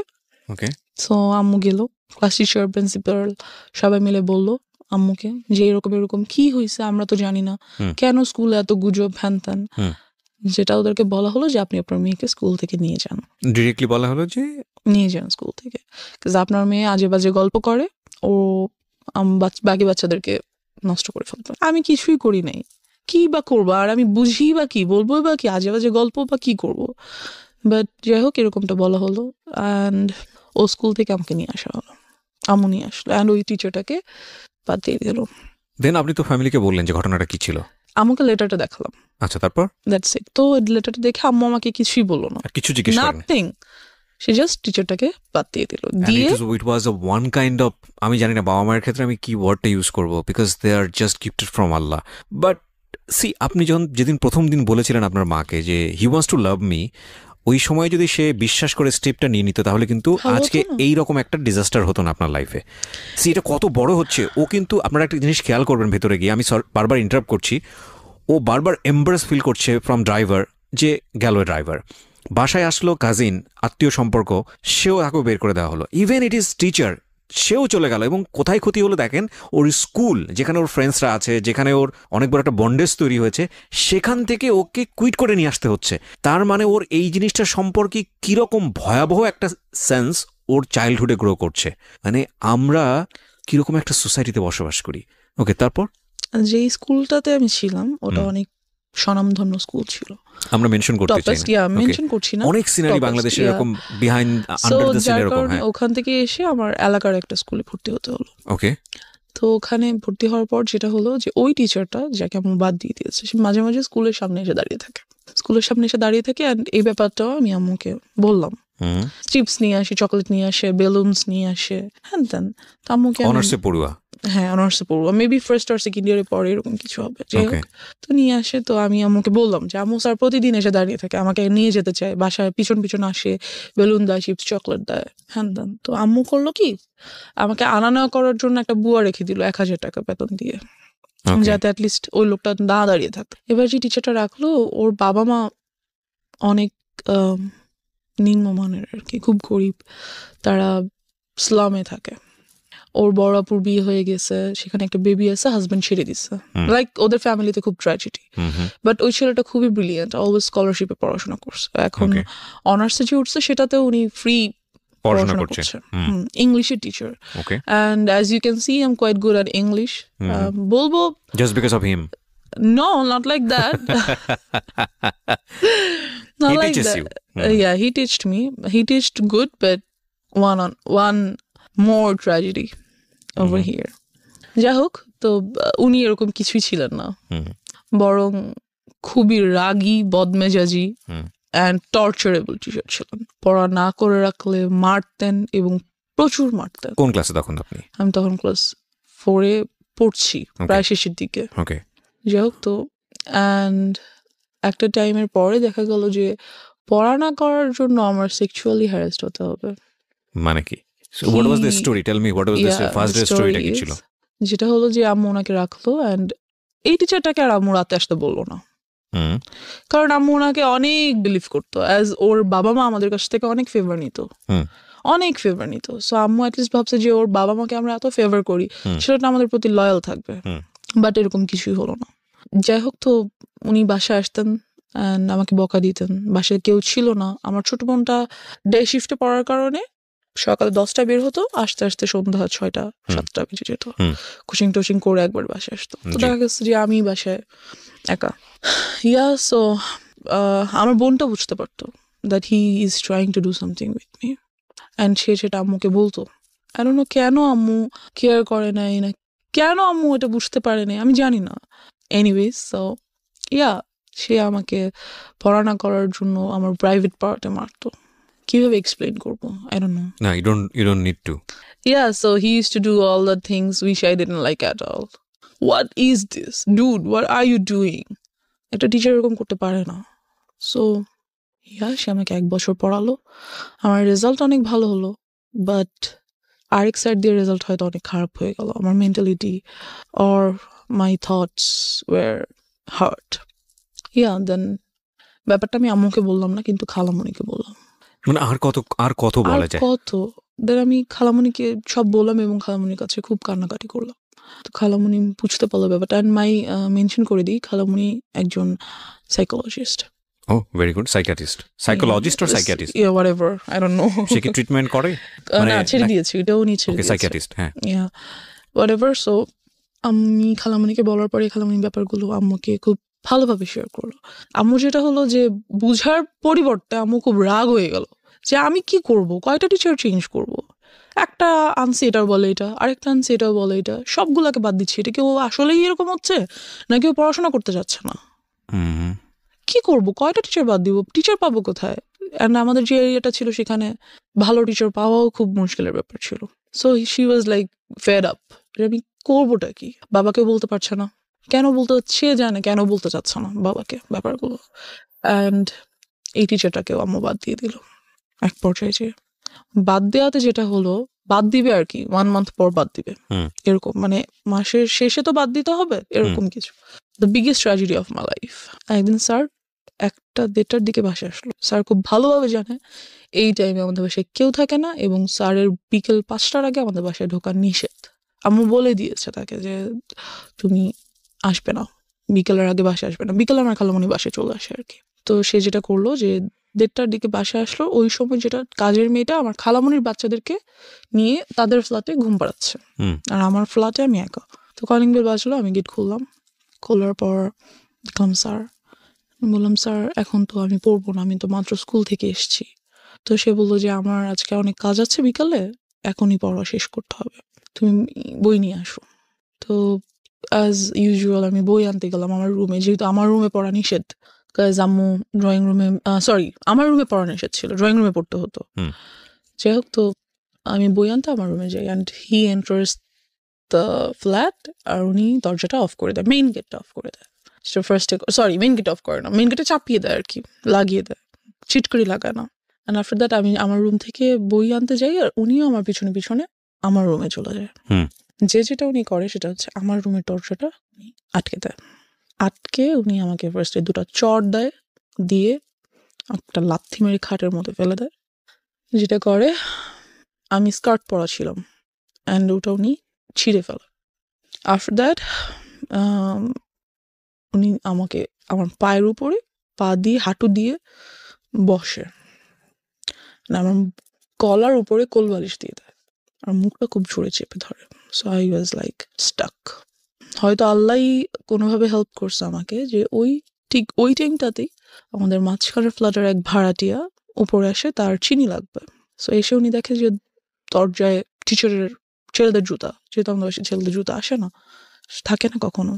সো নক করা মাত্র দরজাটা খুলে যায়, ধাক্কা দেওয়া মাত্র ঢুকেই ফিল করে যে ভিতরে আমার রুমে কেউ আছে, and something is going on. আমি হয়তো চিল্লাতে পারছিলাম না, বাট সাউন্ড তো করতে পারছিলাম, ধস্তাধস্তি তো করছিলাম। সো উনি বুঝতে পারে ব্যাপারটা, বুঝে উনি খুবই প্রচণ্ড জোরে আমার দরজায় নক করে, অ্যান্ড স্যার নকটা শুনেই আমাকে ছেড়ে উঠে দাঁড়িয়ে দরজাটা খুলে টেবিলে চলে যায়, যে বসে থাকে, অ্যান্ড আমার দিকে জাস্ট একবার তাকায়, লাইক আ লুক, আমাকে সাবধান করে দাও, হেই ডোন্ট ইউ ডেয়ার, কাউকে বলা যাবে না, সামথিং লাইক দ্যাট। তো আমি যেটা করি, আমি দৌড়ে আন্টিকে জড়িয়ে ধরি, অ্যান্ড কান্না করে দিই, আন্টির কাছে কান্না করি খুবই, যে আন্টি আমাকে কোলে নিয়ে ওনাদের বাসায় চলে যায়। তখন আমি ক্লাস 5-এ পড়ি। নিয়ে যায় এবং জিজ্ঞেস করে কি হয়েছে। ইতিমধ্যে স্যার বাসা থেকে বেরোয় চলে যায়। এরকম একটা অ্যাটাক উনি কেন করলো? কোনো Because ধরনের ওই যে কোনো আমি রেশারেশি? খালামণিকে বলেছি, ও, তার আম্মু যে তার মাকে বলেছে, তার so ওনাকে কি বিষয়টা আগে থেকে নক দেওয়া হয়েছিল আপনার ফ্যামিলি থেকে, না তোমাকে বাদ দিয়ে দেওয়া হচ্ছে বা এরকম কোনো মেবি আই ডোন্ট নো। অবশ্যই না হলে উনি এরকম করার তো কথা না। Okay, so what was his intense basically? কি ট্রাই, মানে কি চাচ্ছিল সে, যেহেতু জিনিসটা হয়তো সে ভাবছে যে আমাকে যেহেতু বাদ দিয়েই দিচ্ছে, আমার নামে একটা বদনাম হচ্ছেই, তাহলে বদনামটা কিছু না করে কেন হবে, আমি কিছু করি দেন হোক, মেবি সামথিং লাইক দ্যাট। কিছু যে সে করেনি তা তো না, কিছু তো সে করেছে, Right. কিছুটার তো আর বদনাম হবে না, যখন বলে বদনাম হবে তখন তো ফুল বদনামটাই হবে। ফুলটাই হবে। So Okay. সে চাইছে তো আমি ফুলই করি, Okay, কেন যাই হোক। করবো না। তারপরে কি হলো Something আপনার like খালামণির সঙ্গে? খালামণি না, সরি, আন্টি আর আন্টি, কি, পাশের বাসার আন্টি, পাশের হ্যাঁ। বাসার আন্টি। তো আমি খুব তখন তো বাসায় কেউ নেই, তো কান্নাকাটি করার পরে আম্মুকে আন্টির সাথে সাথে ফোন করলো, হুম, ফোন করে ব্যাপারটা বললো। বলার পরে আম্মু বললো আচ্ছা ভাবি, ওকে আপনি আপনার কাছে রাখেন। আমি এতটাই ভয় পেয়ে গেছিলাম যে এর পরের 1 month আমি ঘুমাতে পারিনি রাতে। তো আপনার মা এসে কি করলো? মা এসে কি করবে, খুবই কান্নাকাটি করলো। আম্মু আমাকে জড়িয়ে ধরে, and যেটা হলো what was your father role? উনি কই এই গল্পের উনি মধ্যে? উনি আসলে আব্বুকে আম্মু বলতো না, কারণ আম্মু জানে যে আব্বুকে যদি একটার কথা বলে আব্বু খুন করে ফেলবে সবাইকে, সামথিং লাইক দ্যাট। আব্বু অনেক ভালো, খুব কাম মাইন্ডেড, বাট যখন রাগ করে হি spares nobody, something like that. তো এই ব্যাপারটা আম্মু আব্বুকে বললো, কারণ বলাই লাগবে, কিছু করার নেই, এত বড় একটা ঘটনা। রাইট, সো আব্বুকে বলার পর যেটা হলো, আব্বু বললো ওকে আমি পুলিশে দিয়ে দিব, ডেফিনেটলি দেওয়া উচিত। আমি ওকে রাখবোই না, ওর একটা কিছু করতেই হবে। যেটা করলো, লোকজন নিয়ে ওই মুহূর্তেই, যখন আব্বুকে বলা হলো অফিস থেকে আসার পর, হুম, ওই মুহূর্তেই ওদের বস্তিতে চলে যাওয়া হলো, হুম, যে ওদেরকে রাখবো না, ওই পুরো বস্তি আমি জ্বালা দিব। আব্বু ওয়াজ লাইক ফায়ার। সো গেল, লোকজন নিয়ে গেল। এখানে যেটা হলো, বাবা তুমি যে লোকজনকে বলবা, তোমার মেন্টালিটি আর মানুষের মেন্টালিটি এক না। তারা, আমি পুরো এলাকায় ফেমাস হয়ে গেলাম। ওনার শাস্তি হলো, অবশ্যই হলো, কিন্তু এখান দিয়ে যে ক্ষতিটা ওনার হলো যে, শাস্তি বলতে কি ওনাকে অ্যারেস্ট করা হলো? হ্যাঁ ওনাকে অ্যারেস্ট করা হলো। আপনি যখন ক্লাস 5-এ? হ্যাঁ, পরে উনি অবশ্য জামিনে ছাড়া পেয়ে যায়। আচ্ছা, কেস ফাইল করা হয়েছিল তাহলে? হ্যাঁ, আমার নামে প্রচুর বদনাম হয়ে গেল। আমার কোনো বন্ধু বান্ধব হয় না, আমাদের বাসায় কেউ আসে না, আমার সাথে কেউ খেলে না। I was totally alone. যেটা হলো, আব্বু আম্মু আমাকে স্কুলে নিয়ে যেত, স্কুল থেকে নিয়ে আসতো, এরকম চললো কিছুদিন, হুম, লাইক 6 or 7 months এরকমটা চললো। তারপর যেটা হলো, আর কতদিন সম্ভব স্কুলে নিয়ে যাওয়া নিয়ে আসা, তাদের জন্য দুজনেই খুব বিজি পারসন। খুব টাফ। আম্মুর অফিসে লাইক শোকজ করে দিবে এমন একটা ব্যাপার, চাকরি থেকে বাদ দিয়ে দিবে এমন একটা ব্যাপার হয়ে গেছে। হুম, বিকজ সো আম্মু ভাবলো যে অনেকদিন তো হয়েছে, এখন বোধহয় সবকিছু normal, hmm, we can be back in our normal life again. তারপর যেটা হলো, আমাদের বাড়িটা তখন ছিল 3 তলা, হুম, এরপর উপরের কাজ ধরা হবে আর কি। তো খুব মিস্ত্রি টিস্ট্রি আসে বাসায়। তো আব্বু তো সভাপতি বাসায় থাকেন না, আম্মুও থাকেন না। তো তখন আমি মেবি 6-এ পড়ি। হুম, দেন আব্বুর একটা ব্যাপার কি, উনি খুব ইসলামিক মাইন্ডেড, আর উনি সবাইকে এক চোখে দেখে। মিস্ত্রিদেরকে পাশে বসে খাওয়ায়, ভাই, কাউকে কখনো তুমি তুই, নো, অলওয়েজ আপনি, respect. He is a golden soul, heaven soul. আমি কি বলবো, I just love him. Anyways, so এরকমই করতো ওই টাইমটাতে। তো মিস্ত্রি আসতো, তাদেরকে সেভাবে রেসপেক্ট করতো। কিন্তু সবাই এক হয় না, আপনার রেসপেক্টটা সবাই কিন্তু সমানভাবে নিতে পারে না, এটা সম্ভব না। তো আমাদের স্যানিটারি মিস্ত্রি, যে স্যানিটারি সাইটটা দেখতেন, ওখানকার হেড, ওই মিস্ত্রি গ্রুপটার হেড। হুম, তো উনি খুবই আসতেন বাসায়, খুবই আসতেন, আর আমাকে খুবই আদর করতেন। তো আমার ছোট বোনটা বাসায় না থাকার কারণে এগুলো থেকে ও খুব দূরে ছিল আর কি। যাই হোক, তো ও বাসায় ছিল না বলতে? ও তো যে বললাম ডে শিফটে থাকার কারণে 10টার দিকে সকালে বের ও হতো। আচ্ছা আচ্ছা, বাসায় ছিল না সন্ধ্যায় মনে আসতো, হচ্ছে, হ্যাঁ, যে হ্যাঁ। তখন অন্য বাইরে স্কুলে রাইট। ছিল। ওকে, সো ওই ব্যাপারগুলো খুব একটা ফেস করতো না। তো ওই আঙ্কেলটা আসতো বাসায়, আমাকে আদর করতো, চকলেট নিয়ে আসতো, হ্যান ত্যান। একদিন যেটা হলো, রাতে উনি আসছে সাইড ভিজিটের জন্য, যে কিছু একটা প্ল্যান আছে ওনার, এটা বাবাকে বলবে। তো আমরা উপরে গিয়েছি, আম্মু আব্বু আমি, আমার ছোট বোন, না ছোট বোন যায়নি, আমরা 3জন গিয়েছি। তো উনি বলতেছে ব্যাপারগুলো। তো আব্বু সামহাও কিছু কারণে নিচে গিয়েছে, তো উনি আমাকে কোলে নিয়েছে। আমি কিন্তু তখন 6-এ পড়ি প্রায়। কোলে নেওয়ার মতো না, অনেক হেলদি, বেশ বড় হয়েছি, কোলে নেওয়া যায় না। তো উনি আমাকে কোলে নিল, আমি উঠবো না, উনি আমাকে জোর করে কোলে নিয়েছে, না আসো আম্মু, হ্যান ত্যান। উনি যেটা করলো খুবই বাজেভাবে একটা কাজ করলো আমার সাথে, দ্যাট বলতে চাচ্ছি না। He did something very nasty and আমি ওই মুহূর্তে কান্না করে দিলাম। ওনার কোল থেকে লাফ দিয়ে কাইন্ড অফ আমার হাঁটুর উপর পড়ে গেলাম। অ্যান্ড আম্মু গেল, কি হয়েছে? আঙ্কেল বললো যে না কিছু হয় নাই, আমার হাতে তো ঘড়ি ছিল, ঘড়িতে বোধহয় ওর গায়ে লাগছে। আমি খুব কান্না করতেছি। আম্মু বললো কি হয়েছে? আম্মু চলো নিচে নিয়ে আসলো আমাকে। যেটা হলো ওদিন রাতে আমি আম্মুকে কিছু বললাম না, ঘুমিয়ে গেলাম। পরের দিন থেকে উনি এলাকায় নেই, ওনাকে আর পাওয়া যাচ্ছে না, বিকজ উনি বুঝতে পারছে যে আমি আম্মুকে বলবো। So, উনি আর এলাকায় নেই। তা আমি ব্যাপারটা আম্মুকে কিছুটা বললাম, কিছুটা। সো ওনাকে তো আর পাওয়াই গেল না, কি আর করার। এই সব কিছু দিয়ে চলে গেল। এই হয়ে গেল হ্যারাসমেন্টের সাইড শেষ। এবার আমার নিজের ফল্টের সাইডগুলো চলে আসছে। আমি 7-এ পড়ি আর এলাকার স্কুলে পড়ি, অ্যান্ড আমি খুব happy at that time. So and আমার বিরুদ্ধে যে রিউমার্সগুলো ছড়াইছিল ওগুলোও কাইন্ড অফ ভ্যানিশড। সবাই জানতো যে আমি খুব বাজে, খুব ফাজিল। আর যেহেতু আব্বু নাই, বারণ করার কেউ নাই, ছেলেদের সাথে যে ক্রিকেট খেলতেছি, ওদের সাথে যে ফুটবল খেলতেছি, ছাদে বৃষ্টি হলে ভিজতেছি, নাচতেছি, তো এটা ছিল কাইন্ড অফ লাইক এই ধরনের মেয়েরা খুব বাজে হয়। এদের কাছে মেয়েদের সাথে এরা মিশতে পারে না, ভালো মেয়েদের সাথে এরা মেশে না। সো আমার মেয়ে বন্ধু কোনোদিনও হয়নি, কাজ যার সাথে না ওর সাথে চলা যাবে না, ও খারাপ, এমন একটা ইমেজ তৈরি হয়ে গেল আমার। সো আমার সব ছেলে বন্ধু, ওদের সাথে ওরা যা খেলে আমার তাই খেলতে হয়। সারাদিন তো বাসে বসে থাকা সম্ভব না। তো এই খেলাধুলা যাই হোক, এক পর্যায়ে যেটা হলো, আমাদের এক সিনিয়র ভাইয়া, উনি আমাদের সাথে ক্রিকেট খেলতো। তো উনি যেটা করলো, উনি বললো যে তোমাকে আমার খুব পছন্দ হয়েছে, I want to be in a relationship with you. Then I was like, কিছু বললাম না, ভাবলাম কি করবো হ্যান ত্যান। তো আমার বেস্ট ফ্রেন্ড ওকে বললাম, তো খুব হাসাহাসি করলো, সে সিনিয়র ভাইয়ের সাথে রিলেশন করবি তা তো তুই আমাদের আপু হয়ে যাবি, না এরকম কিছু না। তো আমি খুব ওর কথাটাতে আমি খুব মজা পেলাম, ওয়াও আমি তোদের আপু হয়ে যাবো, great, then I must do that. So আমি ওনার প্রপোজালটা অ্যাকসেপ্ট করে ফেললাম। যেটা হলো যে একদিন উনি ছাদে আসলো আমাদের দরজার মেইন গেট নর্মালি বন্ধ থাকে, বাট সামহাও ওই দিন আই ডোন্ট নো কিভাবে আসছে, ছাদে আসলো, এসে আমাকে আমাদের বাসার নাম্বার, আমার তখন ফোন নেই, বাসার নাম্বারে কল করলো, যেটা বাসা অলওয়েজ আম্মু রেখে যায় ফর সেফটি। কল দিল, দিয়ে বললো যে আমি ছাদে এসছি, তুমি ছাদে আসো। তো আমি ছাদে গেলাম, যাওয়ার পর he tried to kiss me, and এই ব্যাপারটা আমার কাছে অনেক নাস্টি ছিল, because I don't like it. Because আমি ছোট থেকে ফিজিক্যালি অ্যাটাচড হওয়ার ব্যাপারগুলো আমার কাছে এতটাই ভয়ানক যে আমি এগুলো নিতে পারি না। অ্যাকচুয়ালি ও যখন শুরু করে তখনও বলছিল যে এবার শুরু হচ্ছে আমার ফল্ট।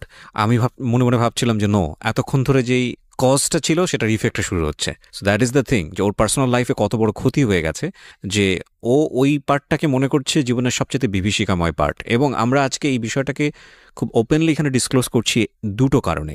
এক, বাবা মা যারা আছেন, ফ্যামিলিতে যারা অভিভাবক আছেন, তাদের প্রতি আমাদের একটা বিশেষ মেসেজ হচ্ছে যে আপনি যাই করেন না কেন জীবনে, যত পয়সা আর্ন করেন, যত বেশি বিজি থাকেন, হোয়াট ফর, কেন করেন? বিকজ আপনার সন্তানরা তো এসে ওই লিগেসিটা ধরবে, বিকজ আপনার সন্তানদের জন্যই তো। তো সেই সন্তানকেই যদি আমি প্রপারলি বড় করতে না পারি, বা তার যদি একটা কমফোর্ট এনভায়রনমেন্ট আমি এনশিওর করতে না পারি, তাহলে এই পরিশ্রম, এই পয়সা কিসের জন্য? প্রথম কথা হচ্ছে এটা। সো এটার প্রায়োরিটি অবশ্যই জরুরি, এক। 2 নম্বর হচ্ছে যে যারা আজকে অ্যাডাল্ট না বয়সের দিক থেকে, এবং অনেকেই হয়তো বা শুনবে রেডিওতে, তাদেরকে বলবো স্পিক আউট, বলো। কারণ এটা একটা মেয়ের ঘটনা না বাংলাদেশে, এটা একটা শিশুর ঘটনা না বাংলাদেশে, এরকম অসংখ্য মেয়ে, অসংখ্য শিশু, অসংখ্য নারীর ঘটনা এগুলো। হ্যাঁ, কারণ কেউ স্পিক আউট করে না, আমাদের সোসাইটিতে এগুলোকে ট্যাবু মনে করা হয়।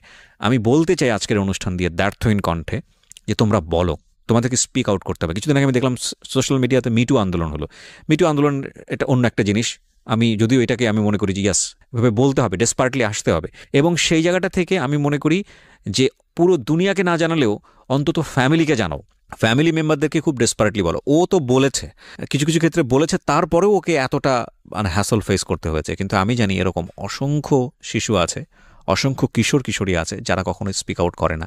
সারাটা জীবন ধরে তাদের মধ্যে এটা ট্রমা হয়ে যায় এবং তারা সারাটা জীবন ধরে এটা বয়ে বেড়ায়। তো সেই জায়গাটা থেকে আমি রিকোয়েস্ট করবো সবাইকে, প্লিজ স্পিক আউট। ওকে, হ্যাঁ বলো তারপর।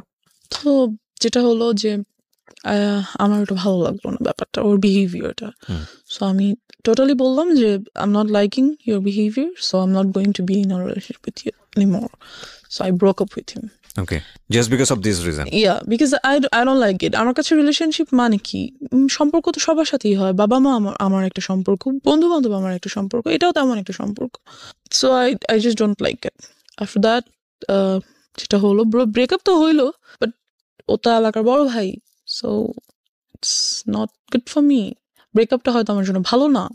যেটা করলো, অলওয়েজ আমাকে ডিস্টার্ব করতেছে, রাস্তায় বের হতে পারছি না, বাজে কমেন্টস হচ্ছে, কি বলবো, এই আমার গায়ে ইট ছুটে মারতেছে, ওদিক থেকে রং দিচ্ছে গায়ের মধ্যে, বেরোতেই পারতেছি না রাস্তায়, কুকুর ছেড়ে দিচ্ছে পিছনে। What are all this just because I broke up with you? Why? আমাকে তোমার যেমন প্রপোজ করার রাইট আছে, আমারও তোমার প্রপোজাল রিফিউজ করার রাইট আছে। এটা তুমি করতে পারো না। এরকম কিছুদিন যাওয়ার পর যেটা হয়, আমার যে বেস্ট ফ্রেন্ড, ও যেটা করে, আমাদের কিছু বাচ্চা কাচ্চা নিয়ে এলাকার কিছু সিনিয়র পার্সনদের কাছে যায় অ্যান্ড এই ব্যাপারগুলো বলে, রিকোয়েস্ট করে যে এই গ্রুপটা খুব মেয়েদেরকে খুবই, অথচ মেয়েদেরকে কিছু না, আমি একা এগুলো ফেস করছি, খুব বলে যে ওরা এরকম করছে, প্লিজ আপনারা ওদের বিরুদ্ধে কিছু একটা করেন। যাই হোক, তো সামহাও ওই ছেলেটা মেবি এরিয়া চেঞ্জ করে অন্য কোথাও বাসা নিয়ে নেয়। এবার যেটা হয়, আমাকে একটা ছেলে প্রপোজ করে, প্রপোজ তো না ঠিক, ব্ল্যাকমেইল করে for to be in a relationship with him. Like ওর বাবাও একজন অ্যাডভোকেট অ্যান্ড ওর আম্মু হাউস ওয়াইফ, ওর বড় দুটো বোন আছে, দুজনেই এডুকেটেড। বলতে গেলে ওর ফ্যামিলিটা খুব ভালো, বাট ও জানি না কেন এমন হয়েছে, সম্পূর্ণ বিপরীত এবং বিকৃত মস্তিষ্কের একজন মানুষ আমার মনে হয়। বিকজ ও যেটা করতো, আমাকে প্রপোজ করে কয়েকবার, আমি বারবার রিফিউজ করে দিই, because he looked so ugly first, second his behaviour was so nasty, so I didn't like him at all. সব থেকে বড় কথা হচ্ছে, অলওয়েজ এলাকায় আমি যখনই বেরোতাম দেখতাম সিগারেট খাচ্ছে, এটা আমার অনেক অপছন্দ ছিল ওই টাইমটাতে। So I refused his proposal. একদিন যেটা হলো, রিক্সা দিয়ে যাচ্ছি, চলন্ত রিক্সা লাফ দিয়ে উঠে পড়লো, you have to accept my proposal anyhow. মানা করে দিলাম। ফোন করেছে, কোথায় তুমি? আমি কোচিংয়ে। বেরোও, আমি রাস্তায় দাঁড়িয়ে আছি। বেরোয় দেখি মেইন রোডের রাস্তার মাঝখানে দাঁড়িয়ে আছে, আমি মরে যাবো তুমি যদি আমার প্রপোজাল অ্যাকসেপ্ট না করো। I was like, let him die. I was like whatever এভার। দেন যেটা করলো, ওর আব্বুকে দিয়ে আমাকে ফোন করালো। মানে চিনতে ভুল করেছে, মানে থাকে না, ওর কমন সেন্স মনে হচ্ছে আসলে আমার একটা দয়া মায়া হবে, and I think she will fall in love with me, that's why ও মাঝখানে দাঁড়িয়ে আছে। বাট সব গাল তো একরকম না, খুশি হয়ে যাবে অনেকে। আই থিঙ্ক আপনি খুশি হয়ে গিয়েছেন, ঠিক আছে, আপদ বিদায় হবে যদি আজকে কিছু একটা হয়েই যায়। Kind of like that, yes, because ও অলওয়েজ পিছন, আমি যেখানে যাচ্ছি সেখানে। ওয়াই? এনিওয়েজ, তোর আব্বুকে দিয়ে আমাকে ফোন করালো। তোর আব্বু ভাবলো যে যাক, একটা ভালো মেয়ের সাথে যদি ফ্রেন্ডশিপ হয়, মেবি ও আস্তে আস্তে চেঞ্জ হয়ে যাবে। তো ওর আব্বু ফোন দিল আমাকে, দিয়ে বললো যে আম্মু, আমার ছেলেটা তো তোমার সাথে ফ্রেন্ডশিপ করতে চাচ্ছে। বলছে আমি ফ্রেন্ডশিপ করতে চাই, আব্বুকে তো আর বলতে পারে না যে আমি রিলেশনে যাব। তো বাবা কেন ফোন দিয়ে সেটা ইন্সপায়ার করবে? আই ডোন্ট নো, ওর আব্বু আমাকে ফোন করলো। আই থিঙ্ক ও ফোর্স করেছে ফ্যামিলিতে, যে কোনো ভাবে হোক ওটা করেছে যে তোমরা এটা ম্যানেজ করো, আদারওয়াইজ আমি একটা কোনো কিছু করবো। হ্যাঁ, তো ওর আব্বু আমাকে ফোন দিয়ে বললো যে আম্মু তো তোমার সাথে ফ্রেন্ডশিপ করতে চাচ্ছে, তো তুমি ওর সাথে ফ্রেন্ডশিপ করো, দেখো না আমার ছেলেটা অনেক ভালো, ও অনেক লক্ষ্মী ছেলে, হ্যান ত্যান। তা আমি কি বলবো আঙ্কেলকে? আমি বললাম, আঙ্কেল, আমার আম্মু ওর সাথে কথা বলতে নিষেধ করেছে। তখন আমি কিসে পড়ি? ক্লাস 8-এ পড়ি, 7-এ পড়ি, 7-এর শেষের দিকে। তো সামহাউ আমি ওর সাথে ফ্রেন্ডশিপ করলাম। আমি বললাম, no, I can't go with a relationship, but I can be your friend. সে ওখানে ওর যেটা মেইনিয়া ছিল, যে খুব সুন্দর গিটার বাজাতে পারতো, গান করতে পারতো। তো ছেলেটা বেশ ভালো বন্ধু হয়ে ওঠে আমার। মানে you was serious about him? No, আমার ফ্রেন্ড হিসেবে দেখা করে, দ্যাটস ইট।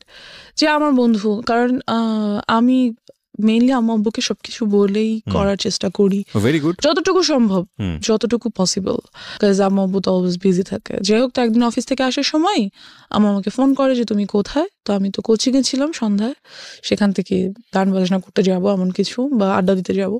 তো আমি আম্মুকে বললাম, আম্মু আমি অমুক জায়গায় আছি, তুমি আসো। তো আম্মু আসার পর আমি সবার সাথে মিট করাই, নট ওর সাথে দেখা করাতে হবে, সবার সাথে দেখা করাবো, বন্ধু বান্ধব সবার সাথে। তো বাট আমি ওর সাথে পরিচয় করিয়ে দিই আম্মুকে স্পেশাল ভাবে, আম্মু এটা আমার বন্ধু, তো ওর কাছে মনে হয় যে no she is so serious about me, আম্মুর সাথে আমাকে পরিচয় করে দিছে, তার মানে তো শেষ আমি। অ্যান্ড ও এমন কোনো ছেলে ছিল না যে খুব কারো ব্যাপারে সিরিয়াস হয়ে যেতে পারে, এমন কেউ ছিল না। সো আমাকে ফোন দেয় সন্ধ্যা পরের দিন সকালে, ফোন দিয়ে বলে দ্যাট আমি তোমার সাথে আর কোনো রিলেশনশিপ রাখবো না। তোমার আমার মধ্যে তো কোনো রিলেশনশিপ নাই, we are just friends, right? যে whatever, I'm ditching you, you're dumped by me, এমন কিছু। লাইক তুমি কি আমাকে ইনসাল্ট করার জন্য এটা বলছো? যেটাই ভাবো, তুই আমাকে আর নেক্সট টাইম কল দিবা না, আমার সাথে কোনো কন্ট্যাক্ট করার ট্রাই করবা না, দ্যাটস ইট। আমার এত বিরক্ত লাগে যে why did I do? তুমি আমার জন্য পাগল ছিলা, রাস্তার মাঝখানে যে দাঁড়ায় থাকতাম, আমি যাদের রিলেশন করি, এখন হঠাৎ করে বলতেছো আমি তোমার সাথে কল না দিই। কি করছি আমি? আমার ফল্টসটা কোথায় আমি বুঝতেছি না। দেন হোয়াটএভার, আমি ওটা বাদ দিয়ে দিই। একদিন যেটা হয়, খবর আসে যে ওকে অ্যারেস্ট করে ফেলা হয়েছে because he was dealing drugs. তো ওকে পুলিশ অ্যারেস্ট করে, এই অবস্থায় রেড হ্যান্ডেড ওকে অ্যারেস্ট করা হয়। সো কোন ক্লাসে ছিলেন আপনি তখন? তখন আমি 8-এ পড়ি। ক্লাস 8-এ পড়েন। ও কোন ক্লাসে পড়ছিল?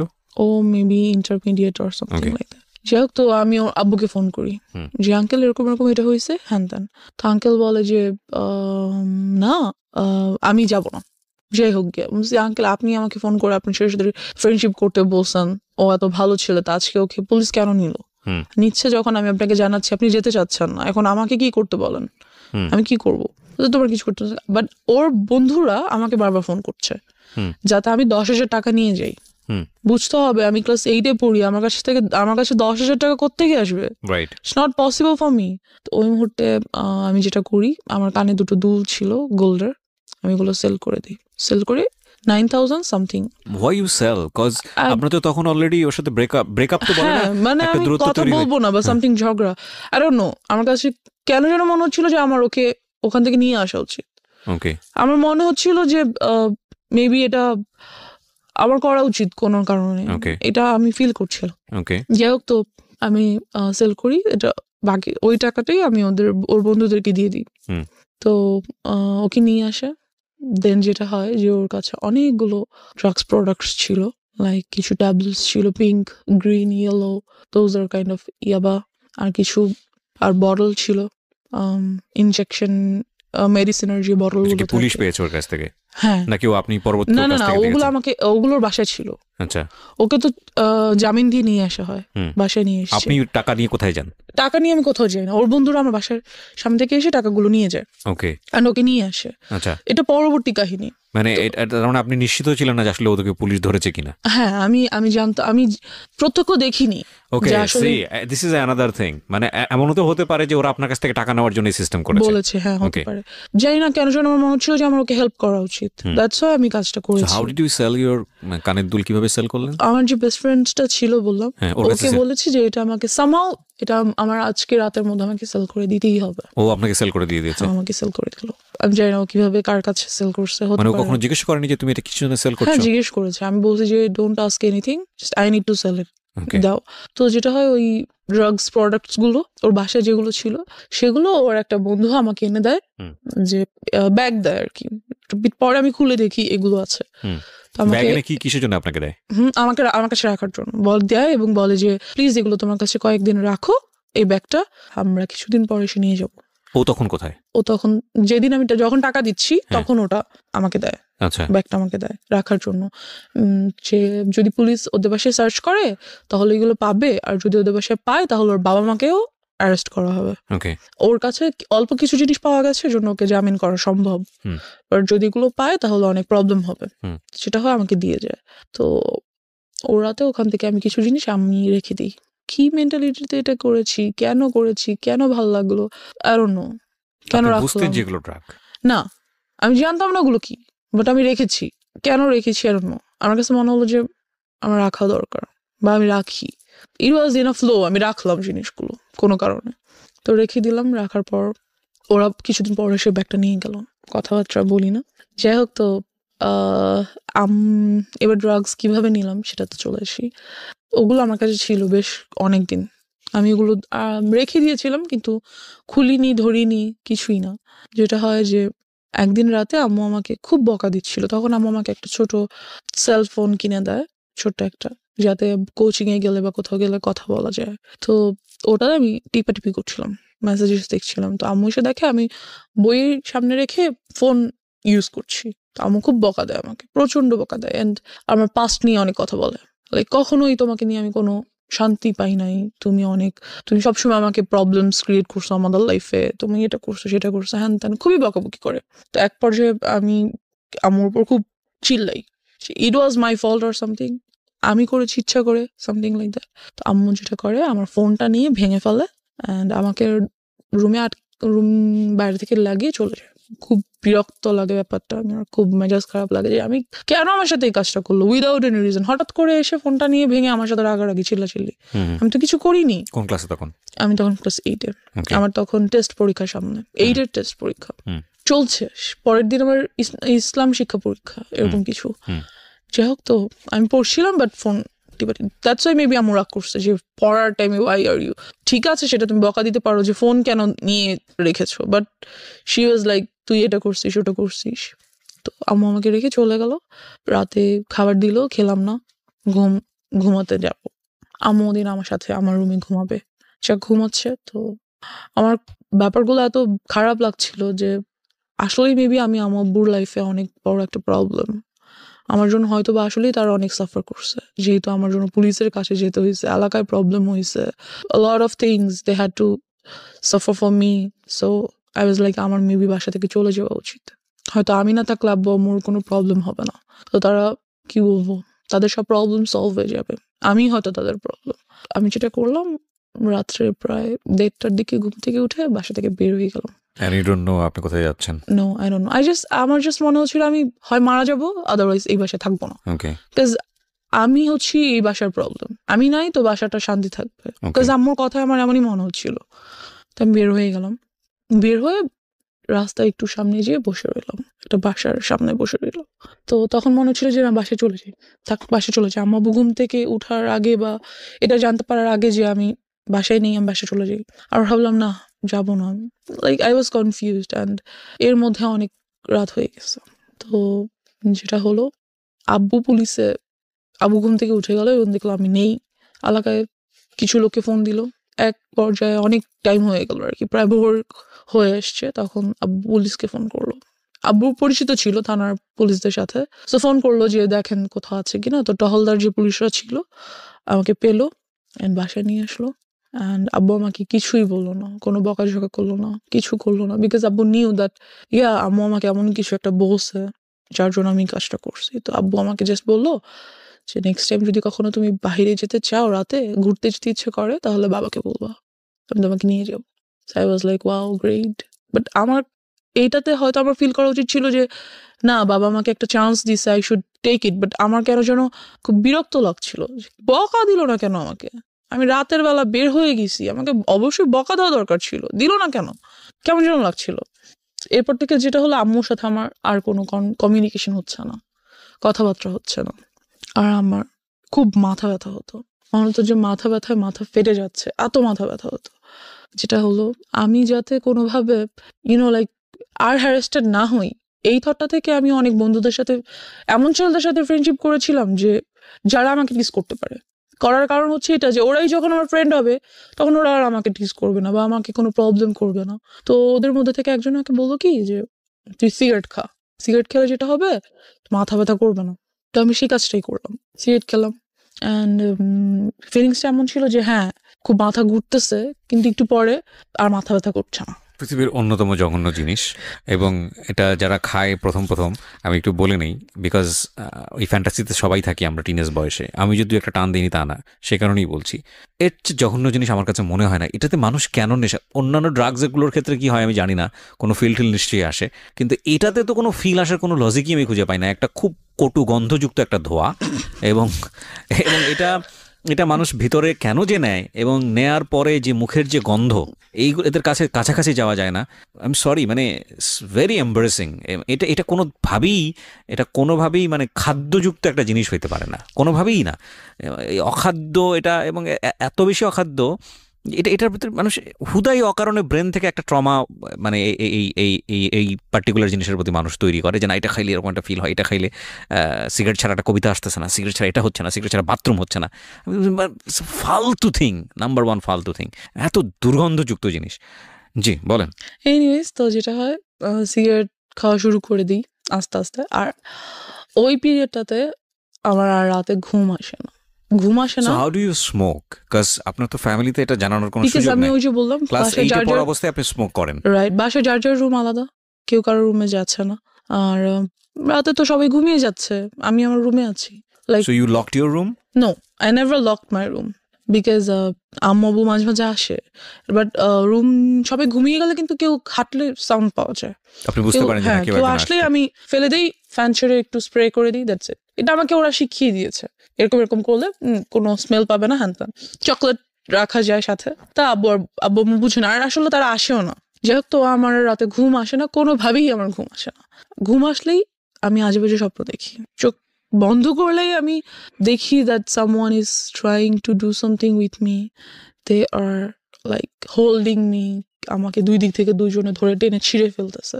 ভয়ানক সব স্বপ্ন দেখি, লাইক আমি ঘুমাতে পারি না, ঘুম আসলে ঘুম ভেঙে যায় আজে বাজে স্বপ্ন দেখে। তো আমি এরকম একদিন রাতে ঘুমাচ্ছি, এমন একটা স্বপ্ন দেখলাম। স্বপ্নটা দেখে আমার এত ভয় পেলাম, ঘুম থেকে উঠে আমি ওই যে জিনিসগুলো এনে রেখেছিলাম ছেলেটার ব্যাগ থেকে, সেখান থেকে একটা বটল নিয়ে ইয়াটা খোলার চেষ্টা করি, কিন্তু এটা খোলা যাচ্ছিল না, ক্যাপটা। তো বুঝতে পারি যে ওটা সিরিঞ্জের সুইটা ঢুকিয়ে টান দিয়ে খুলতে হবে। So I did this, but আমি ওটা বডিতে পুশ করি না, যেটা করি গ্লাসে, মানে নেই, একটা ছোট গ্লাসের মধ্যে নেই, নিয়ে আমি ওটা খাই ওই দিন রাতে। যেটা হয় যে ওটা এতটা তিতা ছিল, আর খাওয়ার ঠিক 10 থেকে 15 মিনিটের মধ্যে আমি সেন্সলেস হয়ে যাই। সেন্সলেস হয়ে যাওয়ার পর আব্বু আম্মু সামহাও মেবি আমাকে রাতে দেখতে এসেছিল যে ঘুমাচ্ছি কিনা, ঠিক আছে কিনা, একটু বাদে আর কি। আমি সেন্সলেস হয়ে যাওয়ার কিছুক্ষণ পর তো দেখে আমি মাটিতে শুয়ে আছি, ফ্লোরে। তো তারা এসে দেখে, আব্বু আমাকে ধরে সোজা করে দেখে আমার মুখ থেকে ফেনা বের হচ্ছে। দেখে আমাকে সাথে সাথে হসপিটাল নিয়ে যাওয়ার পর হোয়াট ওয়াজ ইট? এটা কি ছিল? I don't know, maybe some drug product যেটা বডিতে নিতে হয়, অফকোর্স, যেহেতু ইনজেকশন ইয়াগুলোতে ছিল, বটলগুলোতে ছিল। সেটা আপনি খেয়ে ফেলেছেন? হ্যাঁ, সেটা আমি খেয়ে ফেলেছি। আমি বুঝতে পারিনি যে জিনিসটা আসলে যে কি ধরনের ড্রাগ প্রোডাক্ট, বুঝতে পারছিলাম না। যেটা হয় তো নিয়ে ওয়াশ করে বাসায় নিয়ে আসে, 2 দিন হসপিটাল থেকে বাসায় চলে আসি। এরপর থেকে আমি খেয়ার জন্য আমার ভালো লাগে না, আমি রাতেও ঘুমাতে পারি না, দিনেও আমার কিছুতেই শান্তি লাগছে না, কিছুতেই আমি থাকতে পারছি না।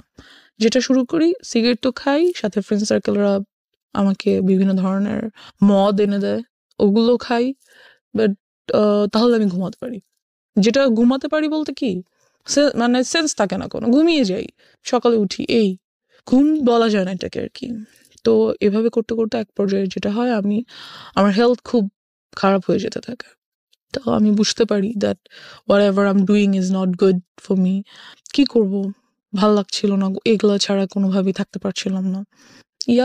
এর বাহিরে আরো কিছু ড্রাগ প্রোডাক্টস ট্রাই করতে চাই, মেবি ওগুলার দ্বারা এগুলো ওভারকাম করতে পারবো, এমন একটা থট ছিল যে হয়তো ওগুলো যদি আমি ট্রাই করি তাহলে হয়তো এগুলো ওভারকাম করতে পারবো, এমন একটা ব্যাপার। তো একদিন একটা ফ্রেন্ড বলে যে ঠিক আছে, তোকে আজকে ইয়াবা ট্রাই করাবো, তার জন্য অমুক ফ্রেন্ডের বাসায় যাবো, ওর বাসায় আজকে আব্বু আম্মু থাকবে না। ওকে, দেন ওরা অনেকগুলো ছেলে সবাই, আর আমি আর একটা মেয়ে আমার সাথে, আর একটা ফ্রেন্ডের ওয়াইফ, ওরা বিয়ে করে ফেলেছে, এরকম কিছু। তো আসলো, ওরা সবাই ইয়াবা ট্রাই করছে। তো যখন আমার টার্ন আসলো আর কি, আমার কাছে খুব ভয় লাগছিল যে আমি কি আসলে এটা করবো, বিকজ এটা নেওয়ার সাথে সাথে আমি দেখতেছিলাম সবাই শুয়ে পড়তেছে, যেই এটা ট্রাই করতেছে শুয়ে পড়তেছে, লাইক সেন্সলেস হয়ে যাচ্ছে, আর সামথিং নেশাগ্রস্ত হয়ে যাচ্ছে। তো আমার খুব ভয় লাগছিল যে আমি কি আসলে এটা করব। তো ভাবলাম যে করব না, খুব ভয় পাচ্ছিলাম। ওখান থেকে চলে আসি, সামহাও তো ওরা আমাকে যেতে খুব মানা করে। তো ওদের মধ্যে থেকে 2জন অপরিচিত ছেলেও ছিল, ওরা নিচ্ছিল না, ওদের আমার আগে নেওয়ার কথা ছিল। 2টা কারণে আমি ভয় পেয়েছিলাম, ওদের আমার আগে নেওয়ার কথা ছিল, বাট ওরা নিচ্ছিল না। তো আমি ভাবলাম যে হয়তো হতে পারে যে আমাকে এজন্য এখানে আনা হয়েছে যে আমি ড্রাগসটা নিব, then they are going to do something with. আমার ব্রেনে শুধু এটাই কাজ করছিল। দ্যাটস আমি নিলাম না, চলে আসলাম ওখান থেকে। অ্যান্ড ড্রাগ অ্যাডিকশনের মধ্যে তাহলে কিছুই পড়ে না, শুধু পরে আমি খুব সিগারেট খেতাম। অ্যান্ড এলাকায় সবাই এটা জানতো, আব্বুকে খুব বিচার দিত। তো একদিন আব্বু আমাকে সরাসরি এসে ধরার জন্য রাতে ঘুমায় না, বিকজ পাশের বিল্ডিং এর লোকের আব্বুকে এটা বলতো সিগারেট খায় আমরা দেখি, হ্যাঁ ছাদে যেয়ে খায় বা বারান্দায় বসে খায় আমরা দেখি। তো একদিন রাতে আব্বু ঘুমায় না, আমি সিগারেট খাচ্ছি, এরই মধ্যে আব্বু রুমে এন্টার করে। আমি বুঝতে পারি না, বিকজ ফ্যান চলছিল, আমি খেয়াল করি না, শব্দ পাই না। তো আব্বু এসে আমার সামনে এসে দাঁড়িয়ে he says you have cigarettes? I say yes. কিছু করার নেই, আমাকে তো দেখে ফেলেছে। দেন হি সেইজ আমাকেও দাও, আমিও একটু খাবো। বাবা কখনো সিগারেট তো দূরের কথা, আব্বু চাও খায় না, কিছুই খায় না, কোনো ধরনের আউট ভাত বা নর্মাল খাবার ছাড়া আউট কোনো কিছু বাবা খায় না। হি সেড আমাকেও একটু দাও, আমি খাবো। কেন খাও, কি ভালো লাগে? বকা দেয় না আমাকে কোনো। তো আব্বু ওদিন সারা রাত আমার সাথে অনেক গল্প করে, তার লাইফ সম্পর্কে অনেক কিছু বুঝায়। দেন যেটা হয় যে আমি বুঝতে পারি, বাট সিগারেট ছেড়ে দেওয়াটা তো ইজি না, and I couldn't do that. তো আমার যে বেস্ট ফ্রেন্ডের কথা বলছিলাম, সবই জানতো মোটামুটি। এক পর্যায়ে আমাকে প্রপোজ করে that yes I like you so much and I think you must be my ও জানতো যে girlfriend. আপনার এই আদ্যপান্ত সব জানতো? হ্যাঁ, ও সব কিছু জানতো, ও ছোট থেকে আমার সাথে ছিল। And আপনার এই ধরনের অ্যাক্টিভিটিসে আপনার পড়াশোনায় কোনো ক্ষতি হতো না? হ্যাঁ, অফকোর্স আমার রেজাল্ট অলওয়েজ খারাপ হতো, পড়াশোনায় মনোযোগ ছিল না, এরকম চিন্তা কিছু। করে দেখেন, একটা root cause basically sexual harassment, and ওই জায়গাটা থেকে একটা মেয়ের জীবনটাকে কিভাবে অন্যদিকে নিয়ে যাচ্ছে। ওকে, তো ওর প্রপোজালটা আমি অ্যাকসেপ্ট করে ফেলি। ও আমার ক্লাসমেট, বাট ও জানি না ও ইচ্ছা করে কিনা বা আল্লাহ প্রদত্ত হতে পারে, ওর সাথে থাকার কারণে দেখা গেছে আমি অনেক কিছু স্কিপ করতাম। লাইক হ্যাঁ আচ্ছা কোচিংয়ে যাও প্লিজ যাও পড়ো, ওকে আমার নোটটা নাও, লাইক পড়াশোনার ব্যাপারেও আমাকে খুব হেল্প করতো। অ্যান্ড যেটা হতো যে যেই জিনিসটাতে আমি ভয় পেতাম, like if somebody touches me, আমি এটা কখনো নিতে পারতাম না যে কেউ আমাকে টাচ করতেছে। আমার কাছে এসে কোনো ছেলে বসলেও আমার বিরক্ত লাগতো, ভালো লাগতো না। আমার আমি হ্যালুসিনেট করতাম that he is coming towards me, trying to touch me, something like that. আমি মেন্টালি লাইক কি বলবো উইক হয়ে যাচ্ছিলাম। বাট এই কাজটাও কখনো করতো না, যেটা আমাকে ওর কাছে খুব কমফোর্ট ফিল করতাম। Okay, because he never use to do this, যেটা আমার ছেলেদের প্রতি অলওয়েজ থিঙ্কিং ছিল, এই কাজটাও করতো না কখনো আমার সাথে। So he was like very friendly with me, helpful, lovable, something like that. তো নোট করে দিত, আমার সব নোটও করে দিত, হোমওয়ার্ক করে দিত, লাইক ও আমাকে ইন্সপায়ার করতো সব কিছুতে, আমাকে বুঝায় বলতো। I used to cry with him that I had all this in my life.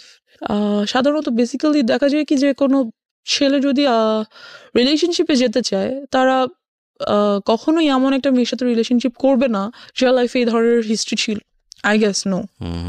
And কোর্সটা তো গুড, অ্যাটলিস্ট ওরা একবার হলেও বলবে যে তুই এগুলো করে আসছিস। যখন একদম টেম্পার লুজ করে তখন এগুলো রেকর্ড নেয়, আর ওকে অ্যাবিউজ করবে, আর ওকে ইউনো কি বলবো একটু আন্ডার এস্টিমেট করবে। বাট যেটা ওর ক্ষেত্রে হতো, কখনোই এই কাজগুলো আমার সাথে করতো না। আর অলওয়েজ আমাকে খুব ইন্সপায়ার করতো that it's okay, you are going to overcome all this, it's fine. How your family treated you? Because বাবা জেনে গেল যে তুমি সিগারেট করছো, আমি তোমাকে তুমি করেই বলি, বিকজ তুমি আমার অনেক ছোট হবা, এতক্ষণ পরে তুমি চলে এসছো। সো তুমি সিগারেট নিচ্ছ এবং তোমার বাবা তোমার সাথে বিষয়গুলো শেয়ার করছে, তারও পার্সোনাল লাইফ শেয়ার করছে, তার মানে খুব ইন্টেলিজেন্টলি সেই জিনিসটাকে ডিল করছিল, এবং সে খুব ভালোভাবে বুঝতে পারছিল যে আমার মেয়েকে যদি আমি এখন খুব অতিরিক্ত শাসনের জায়গায় নিয়ে যাই, সে আরো বেশি খারাপ হয়ে যেতে পারে। সো খুব ইন্টেলিজেন্টলি সে ডিল করছিল। বাট এটা নিয়ে কি তোমার বাবা মার মধ্যে কোনো ধরনের কোনো ঝামেলা দেখতা? তারা কি বলবো, তোমাকে নিয়ে ঝগড়া করা বা তাহলে? আমার আব্বু আম্মু খুব কাম, আগেই তো বলেছি, তারা ঝগড়া করতো না, বাট টেন্সড থাকতো অফকোর্স। মাঝে মাঝে যদি আমি যেহেতু রাতে ঘুমাতে পারি না, স্টিল পারি না, আমি যদি উঠে তাদের রুমের কাছাকাছি যাই। তুমি রাতে ঘুমানো বলে আমার অনুষ্ঠানগুলো শুনেছো, that's why you are here. এটা আমি একটু জাস্ট খালি বলে দিলাম। ও কোনো অ্যান্ড্রয়েড ইউজ করে না, এবং এটার পিছনে একটা রিজন আছে। রিজনটা কি বলো তো? রিজন হচ্ছে যেহেতু লাইফে অলরেডি এত কিছু হয়ে গেছে, অ্যান্ড্রয়েড ইউজ করা মানে বাবা মা চিন্তা করে অ্যান্ড্রয়েড ইউজ করলে অনেক কিছু, আর অ্যান্ড্রয়েড পাওয়া যায় না। হ্যাঁ, পাওয়া যায় না এমন তো কিছু নাই অ্যান্ড্রয়েডে, সবকিছু পাওয়া যায়। আমি আরো ইনফরমেশন জানবো, হয়তো আরো অনেক কিছুর ব্যাপারে জ্ঞান খুলে যাবে, সেগুলো ট্রাই করতে আরো বেশি ডিরেইলড হয়ে যেতে পারো তুমি, লাইক তুমি ড্রাগের কাছে চলে গিয়েছো। সো দ্যাটস ওয়াই ওনারা বলেছে যে তুমি এটা থেকে দূরে থাকো, এবং আলটিমেটলি তুমি এটা এগ্রিও করেছো। সো তুমি তো আসলে অবাধ্য না, যেটা মনে হয়েছে। এবং তারপরেও এই বিষয়গুলো যখন ফ্যামিলি জেনে গেল, তোমাকে ড্রাগের কাছ থেকে সরানোর জন্য কি করেছে তারা? ড্রাগের কাছ থেকে যেটা আমি বললাম যে ইয়াবাটা মাঝে মাঝে ট্রাই করতাম। ওকে। তো ওটার জন্য আমাকে রিহ্যাবে পাঠানো হয়েছিল। এক পর্যায়ে তারা রিহ্যাবে পাঠালো? যখন বাবা জেনে যাবে। কোন ক্লাসে ছিলে তখন তুমি? 9-এ। ক্লাস 9-এ। আচ্ছা, তারপর? বেশি দিন আমি ছিলাম না অবশ্য সেখানে। বেশি দিন কি, আই মিন টু সে ওখানকার ডাক্তারদের সাথে খুব কথাবার্তা হতো, আর যা ট্রিটমেন্ট ছিল বাসাই তা চলতো। বিভিন্ন ধরনের মেডিসিনস অ্যান্ড ট্রিটমেন্টস ওগুলো বাসাই হতো। এই তারপর আস্তে আস্তে সেগুলো থেকে চলে যাই, অ্যান্ড আল্লাহর রহমতে আমি এখন কোনো কিছুই আর নেই না, nothing. I'm totally out of it. এখন তো ফ্যামিলি সবকিছু জানে তোমার সম্পর্কে। হ্যাঁ, তো সবকিছু জানার পরে তারপরে সবকিছু বলতে জানে আর কি, মানে ডেফিনেটলি তুমি যেগুলো এখানে যেগুলো বলেছো সেগুলো থেকে আমার কাছে মনে হয়েছে যে অনেক কিছুই জানে। তো এরপরে তোমার প্রতি তাদের যে আচরণটা, সে আচরণটা কি তোমাকে কমফোর্ট দেয় ফ্যামিলি এনভায়রনমেন্টে? হ্যাঁ, of course comfort. They are a comfort zone for me. Of course they are, because আমার আব্বু খুব ইন্টেলিজেন্টলি সবকিছু হ্যান্ডেল করে। দে ফিলস যে হ্যাঁ আমার ওকে কন্ট্রোল করা দরকার, আর আমাকে ম্যানেজ করা দরকার, মেনটেন করা দরকার, বাট ওকে টর্চার করে না, মেন্টালিও না, ফিজিক্যালিও না, because they knows about it. আসলে ওনারা ওনাদের জায়গা থেকে বেস্ট ট্রাই করেছে আমার মনে হয়। এর থেকে বেশি কি করবে? আর একটা বাবা মা, যখন বাবা মাদের বয়স যদি বলি, আমার আব্বু আম্মুর বয়স, সেই সময়টাতে তো বাচ্চারা ফ্রি ভাবে ঘোরাফেরা করতো, কেউ কিছু বলতো না, সবার মেন্টালিটি অনেক ভালো ছিল, সাফ ছিল। Definitely, we are not accusing anybody, but সিচুয়েশনে যখন একটা শিশু বড় হচ্ছে কোন একটা পার্টিকুলার সিচুয়েশনে, ওই সিচুয়েশনে চারপাশে যা থাকবে সেটাকেই সে অ্যাবজর্ব করবে। রাইট। ওই সিচুয়েশনটা যদি তার জন্য প্রতিকূল হয়, সেটাকে সেভ করার দায়িত্ব প্রথমত বাবা মার। সমাজ তো অবশ্যই, পরিবার তো অবশ্যই, তাদের একটা ভূমিকা আছে, এবং সেই জায়গায় অনেক বড় বড় ল্যাক আছে আমাদের, বিশেষ করে নারী শিশুদের ক্ষেত্রে, নারীদের ক্ষেত্রে, এবং অফকোর্স শিশুদের ক্ষেত্রেই আমি বলবো। এবং এই যে ধরনের যৌন নির্যাতন, এই নির্যাতন এটা কিন্তু শুধু বাংলাদেশের সিনারি না, এটা কিন্তু সারা ওয়ার্ল্ডেরই সিনারিও। এবং সেখানে আমরা দেখি যে স্পোক পারসন, মানে যারা এই বিষয়গুলো নিয়ে কথা বলেন, তারা ইনডিটেলি জান না কি হয়।